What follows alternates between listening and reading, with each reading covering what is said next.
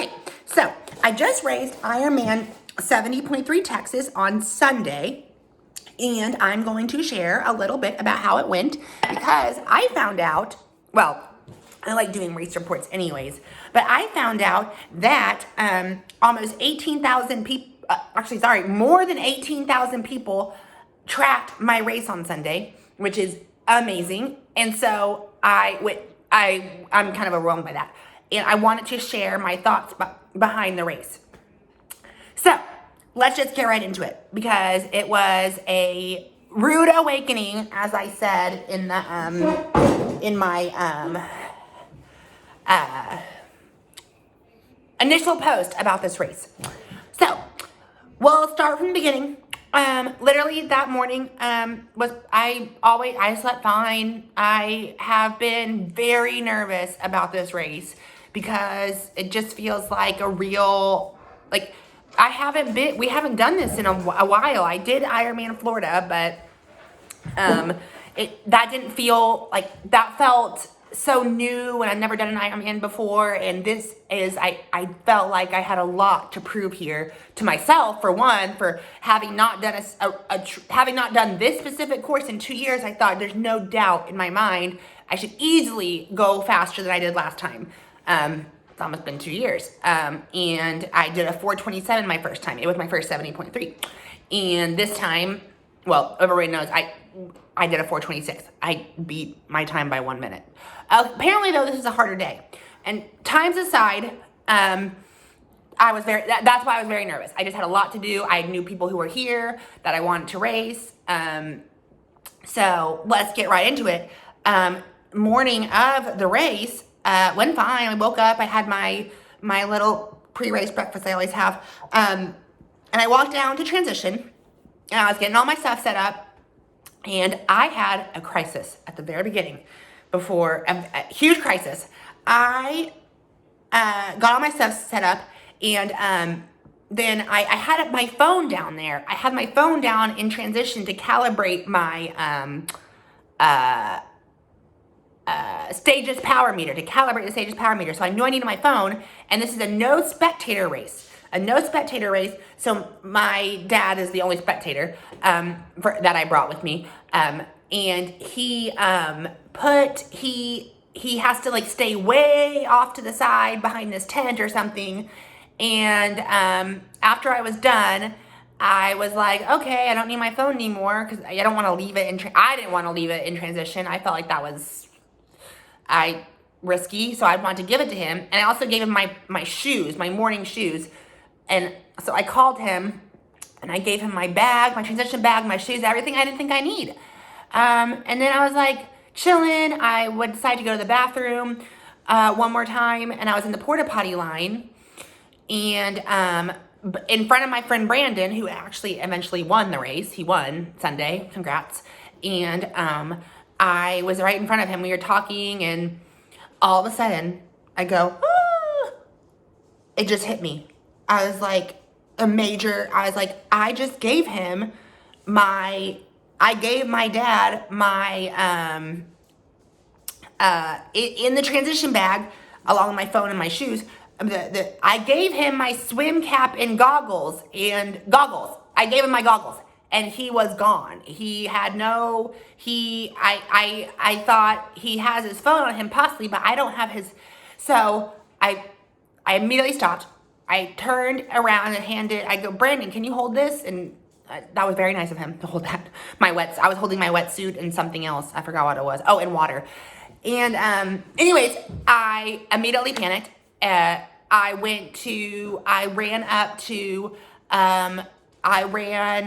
started running. I ran to 3 people. There was 3 people I recognized on the sidelines that I stopped and asked, hey, do you have goggles? Hey, do you have goggles? Hey, do you have goggles? To 3 people I knew. None of them had goggles. I had no shoes on, so I ran out of transition all the way back to the hotel parking lot. And then I go, I don't even know if he's here. He could be, who knows where he is. I thought about calling him, and I easily could have asked. I asked my friend Yana for her phone, but then I go, I don't have his number. I don't know his number, and he has my phone. And so I ran all the way back.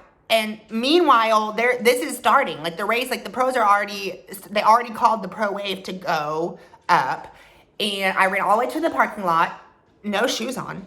And I sprinted. This is the fastest I ran all day, by the way. Fastest I ran, including the race. I didn't run very fast, but and then I ran all the way back. And I just kind of started to have a meltdown. I was like, this sucks. I'm not gonna swim. What do you do if you have goggles? If no one can give you goggles, like what do? Do you swim without goggles? I was fine with that, I think. But turns out, long story short, my mom was doing this race and she had another pair of goggles. I ran up to her and I was hoping that she had her phone. The reason I ran up to her was and she was already putting on her wetsuit. I was hoping she had a phone so she could call my dad because I don't have the number, and he could bring the goggles back down. But we didn't need to do that because she had an extra pair. So that was a huge deal. And I finally ended up going back to the bathroom. And by that time, they started calling all the swim waves, like 20, 25 minutes, 27 minutes, 20, whatever. And there's pretty much no one left. Like they had called every single wave to go up to wait in this line to get into the water. So, and the transition had like 3 people left. And I was like, okay, I started thinking, okay, fine, I'm just gonna start in the back, which was not the plan. Of course, I wanted to start further up in the front with the speedier swimmers, with the people who, I think I wanted to start with the sub 27 group. I ended up doing that, but initially I was like, there's no, I was like, okay, I'm just going to start in the back. Like, that's how it's going to go. At least I have goggles. Like, I started wrapping my head around starting in the back because they had called every group.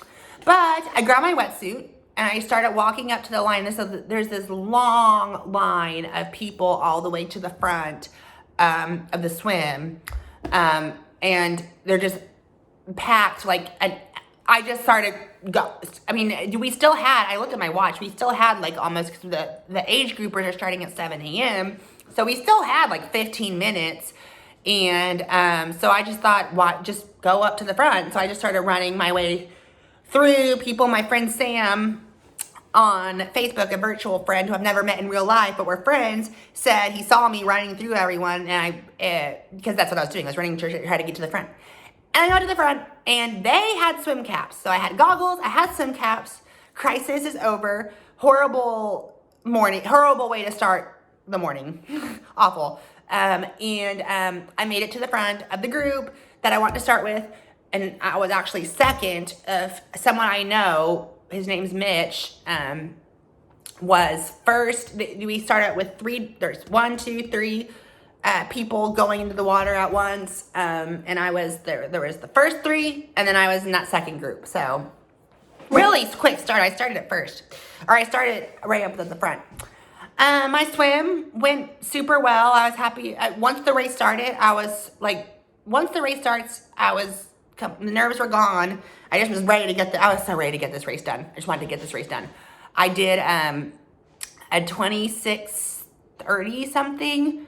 I don't know what the exact time was, but I swam a 26:31 for 1.2 miles. Yeah, 26:31 sounds right.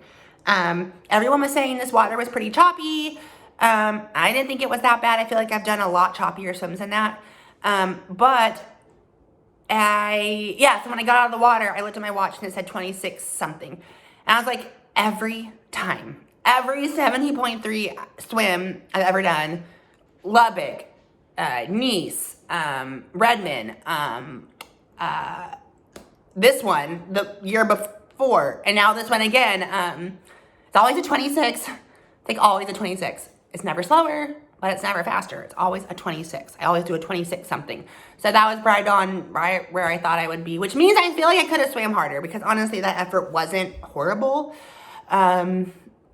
I got into transition, felt fine. The swim felt way shorter than it did 2 years ago. I was like, that was it. My transition was 2 minutes. Apparently that's a very fast transition, which I was super happy with.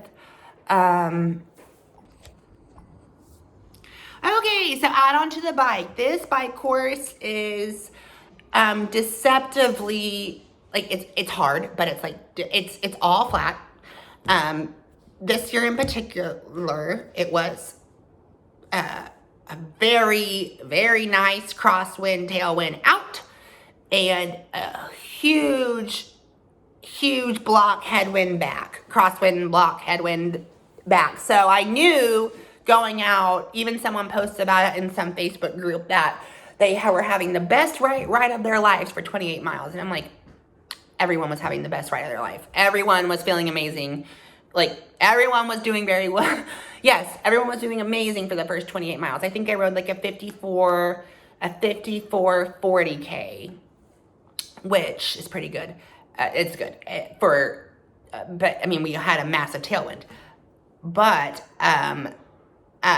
so that wasn't the challenge. So the challenge was, once we turned around, and I was like, wait, I knew it. I've done this course before. I knew it was coming. But a couple of signs that worried me was when the pro men came by on the back side, or they're coming this way, I'm still going out with the tailwind. They looked like they were barely moving. They all looked like they were barely moving. And I was like, okay, so this is gonna be pretty rough.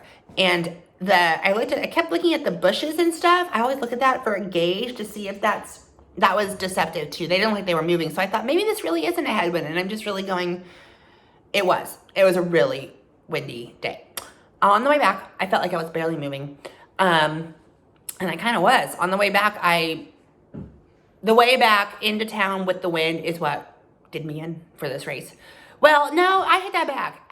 What did me in, and I will get to this, is not staying in arrow position. I'll get to that in a second. But I slowly became more and more demoralized as I went back to town, because I kept looking at the time. I was trying to hold to my prescribed watts, but I kept looking at the time, and I'm like, I mean, it was, okay, 2:10 passes. That was my original goal. 2:15 passes. 2:20 passes. And then I'm like, I'm still not into the turn where you get off the main highway back into town. I'm like, I don't know what happened. I just completely, I cannot believe I just biked this bad. I biked really bad. I didn't bike bad. I held good power, but I'll tell you in a second what happened. So I got back into the transition, and it was like a 2:26 or something. And I was like, I blew it. That was it. Never think like this. This is a problem I have and that I'm working on. Don't think like that. It's never over. But one thing that happened was in transition was when I came back, I was like, I was kind of, I got my bike, got my bike and stuff. And then Brandon, my friend Brandon, the guy from the morning who also ended up winning, was right behind me, and he just popped out of nowhere, and I go, oh, and that caught me way off guard. I did not expect to see him, because he even told me before the race that he was going to start way in the back of the swimmers, or he said he was thinking of starting further back. He was going to talk to his coach about it. We have the same coach. He pops up and he says he had a terrible swim, and I'm like, okay, like, yeah, you guys, like, dang it, like, okay, because I can't run with Brendan.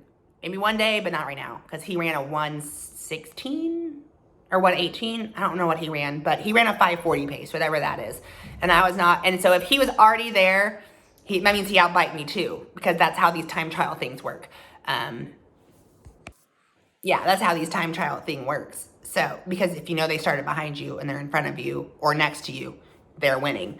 Which is another reason I really wish one day age groupers get to actually race again and not just time trial. I would love to actually be head to head with someone, like knowing, okay, he's with you, instead of he's already beating you, even though he's next to you. And so I kind of fumbled my way through the run. I ran well for me, but with no passion. I knew I was out of it, because another guy, I knew that I was beating myself up from that bike ride. And this is something I feel like I should learn by now, but I still haven't. That I was mentally checked out. I was like, I just cannot believe I rode that bad. And I had a good run for me. I ran 9 minutes faster than the previous year.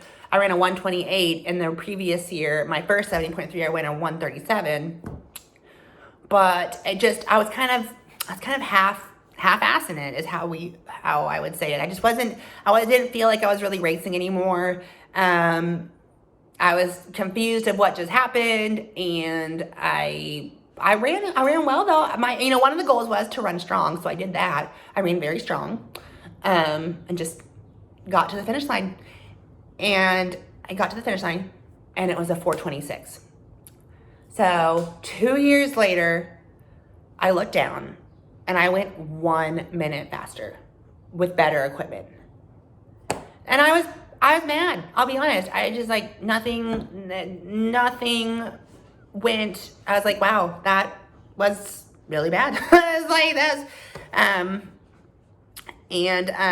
I just felt like not good. I was like, this is not, I wanted to feel like, wow, but I didn't. And, okay, but reflection time.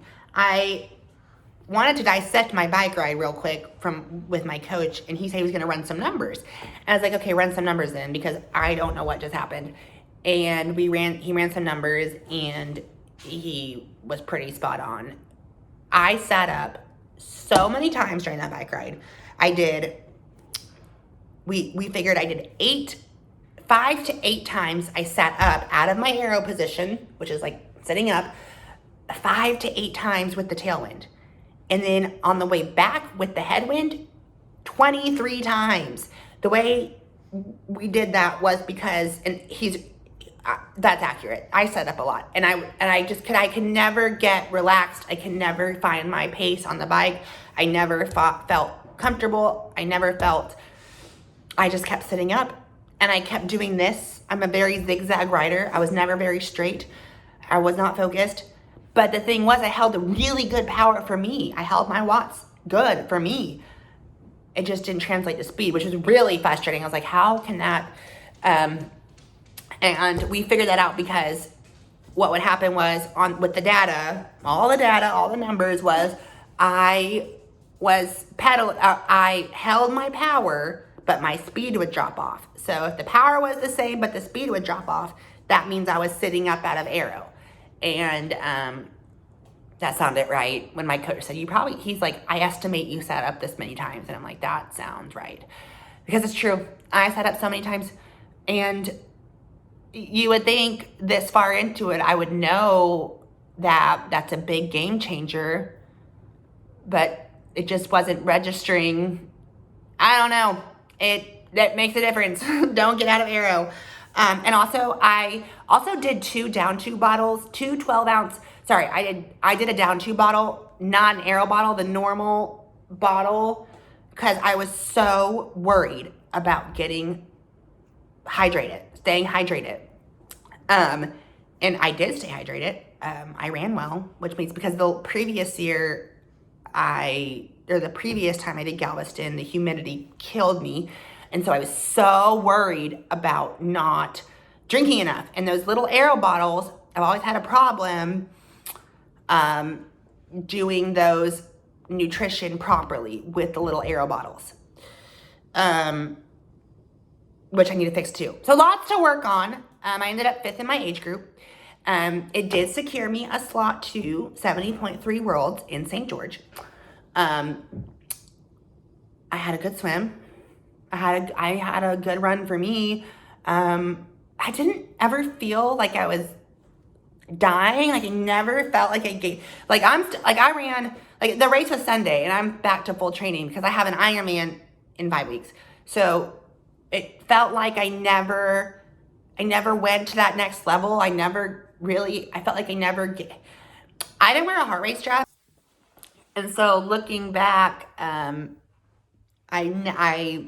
feel like I was devastated. I was very sad. I was like, what just happened? I was like, that's 2 years later, and 1 minute faster with better equipment. And I was mad. I've also worked very hard. I felt fit. And so I had my coach look at the data, and he basically figured out, I was like, what like what happened. My head wasn't, and he basically figured I sat up 8 times out of arrow position. When you're in arrow, and then you sit up and hold on to the bars.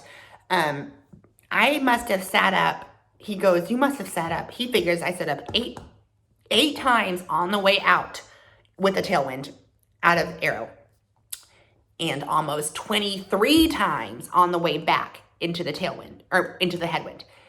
Because, and the way he knows that, so my power was good. I was very happy with my power. And for me, the power is good. And so I was like, that sounds accurate. And he was, because how we know this is my power would stay the same, but my speed would drop off. So he's very smart, and he estimated, and I was like, yeah, that sounds right. That sounds right. And you would think I would know that. And you would think I would know, and I did know. I knew sitting up is bad, but I just was not able to relax on that bike. And I was zigzagging. I just was not able to relax. I just kept sitting up. I kept readjusting, I couldn't find my groove. The headwind was just not, I am training for an Ironman in 4 or 5 weeks, but I thought this would just be a lot different than, for instance, I